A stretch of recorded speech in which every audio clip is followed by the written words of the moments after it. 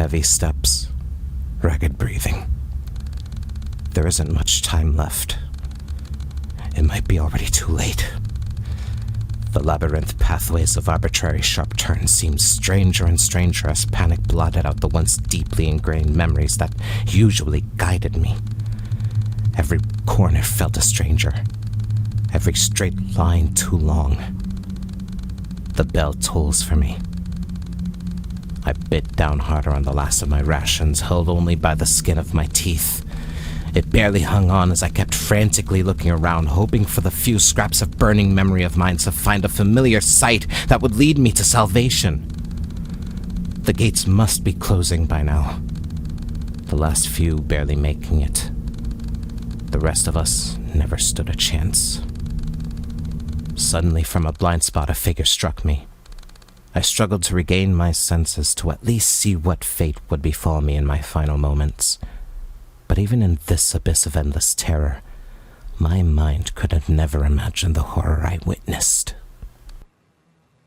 Oof! Ah! Ouch! That stings!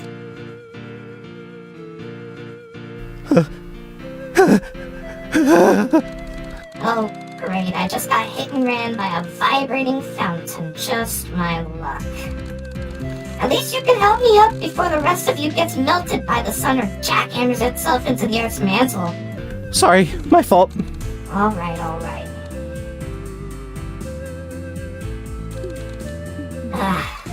Hey, sorry about being rude like that. I'm just real frustrated that I'm not only late for school, but also managed to get lost on the way there. Though, by the looks of it, you're pretty much on the same boat. By a stroke of once-in-a-lifetime luck, you just happened to bump into the prettiest girl in town. So, how about you lead the way and get us both out of this jam? Actually, I'm lost too. Just my luck. Though in retrospect, I guess you wouldn't be here with me right now if you weren't lost as well. Oh well, no point in crying over spilled blood. We might as well just wait for another student to come by and follow them instead. I'm Mirage. Don't bother telling me your name, though. I don't really care. You could do with being a bit nicer to people you've only just met. Yeah? Well, you can do with a beatdown, so fuck off! But yes, you're right. I don't really care about what you or anyone else thinks of me, so I'm not interested in trying to be nice just so you'll be in a good mood. Why not? If we're stuck in here together anyway, what's the point of making it worse for the both of us? What's the point of making it better? What's the point of even bothering to care? Hell, what's the point of anything at all? Nothing. Absolutely nothing. I mean, really, take a moment to think about it. The human mind, in its complete vastness, is capable of recognizing its utter helplessness and uselessness in the face of inevitable and unavoidable non-existence.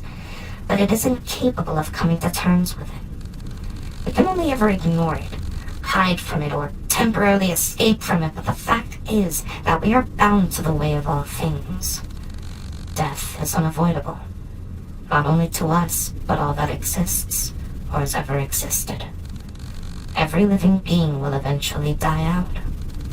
Every speck of matter will eventually wither away and dissipate into entropy. It doesn't matter if you lived a good life or if you left a legacy behind. It doesn't matter if humanity survives for 1,000 years or dies out tomorrow.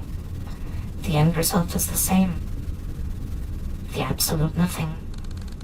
Human intelligence is far beyond that of other animals, but it would still be misguided to consider that a gift. All other beings have the gift of ignorance, of not understanding what we do. Our intelligence is not a gift. It's a flaw. It's an overextension of evolution. Intelligence, once a great feature in eons past, continued to grow unchecked and unfiltered, and has since passed a threshold whereupon it is no longer a benefit, but an active danger to its host. Much like the Irish elk, a species of deer that, through through uncountable generations of evolution, grew antlers so wide and fast that it could no longer run from predators, eventually leading to extinction. The human mind is an evolutionary maladaptation caused by going too far in a direction that was once beneficial and will, sooner or later, lead to our extinction. On an individual level, it's already happening. Existential dread is already taking hold. I'm sure you've felt it too. The pain and fear of being nothing, becoming nothing. The suffering of understanding that we're unable to come to terms with it, so we hide from our own intelligence. We set limits. We stop ourselves from thinking deeply about what will happen when we die. We create distractions. We keep our minds busy with mundane activities and entertainment to stop ourselves from having come face to face with the truth. We sublimate it. We've transformed our self-reflective suffering into another form, art, to keep it from consuming us. Anything to avoid the panic. But these ways are all simply temporary. They're just there to push back the inevitable veil of helplessness and despair that would encompass and ruin us. In the end, nothing matters. There's no point in trying to find joy in life. For life in and of itself is suffering. You're wrong. Huh? You criticize those who consider our vast intelligence a gift, and yet also misguide yourself to believe our meaninglessness is a curse. How could it not be? Nothing we do matters in the end. That is precisely why we are not shackled by the burden of expectations, the fear of eternal judgment, or the failure to meet up to an arbitrary definition of what makes our limited time not wasted. Time cannot be wasted, for there's no greater purpose to life than simply living it. But still, in that case, the meaninglessness of our action draws to the same conclusion. There is no reason to act, for any action is simply a temporary fluctuation that will, nevertheless, lead to the same conclusion. Quite the contrary. Because we have no greater purpose, we are free to set our own, to create self-defined goals for which to strive. For some it may be nothing. For some it may be pleasure. For some it may be creation. For some it may be improving the lives of others. It is because we have no greater purpose that time spent on goals set by oneself cannot be time wasted. In the end, nothing matters, and therefore you have no reason not to do what you want, rather than whatever illusion of greater purpose is forced on you by others, or even your own misguided thoughts.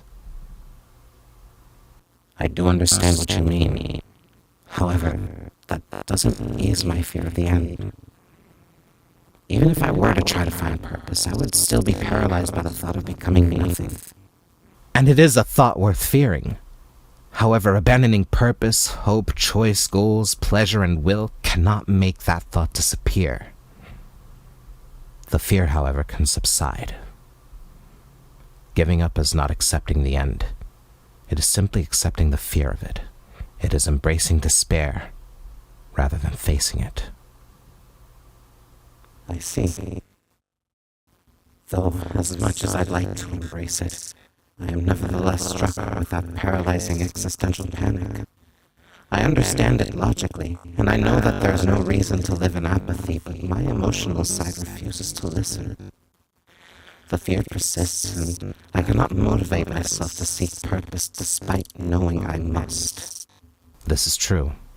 The emotional is not controlled by the logical. However, they are interlinked. Just as the deepest, darkest depths of despair can overthrow reason and the logical, warping them to fit into that haze of depression, so too can reason influence and overpower emotion, regardless of how impenetrable its defenses may seem. By continually forcing to subvert those creeping negative thoughts with the positive, logical ones, the emotional mind will eventually, slowly, and gradually start to shape to fit the logical. It is not an easy job. It is not a quick job.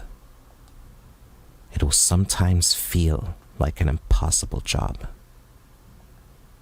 However, it can be done. With an immense amount of time, effort, and energy, it will improve. You can change. You can heal. And during the hardest times when all seems lost and you want to give up, never forget. We will always love you.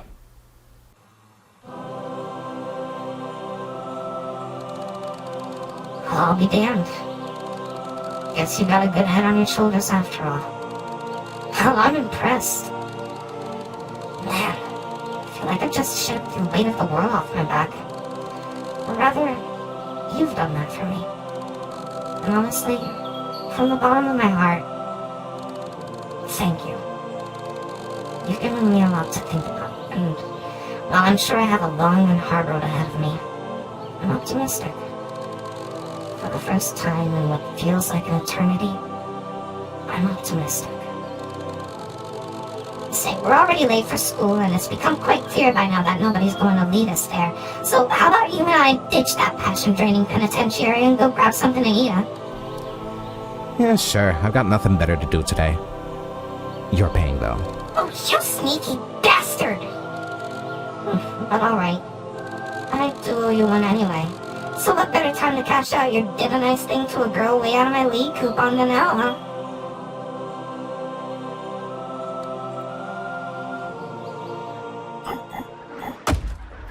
What the f-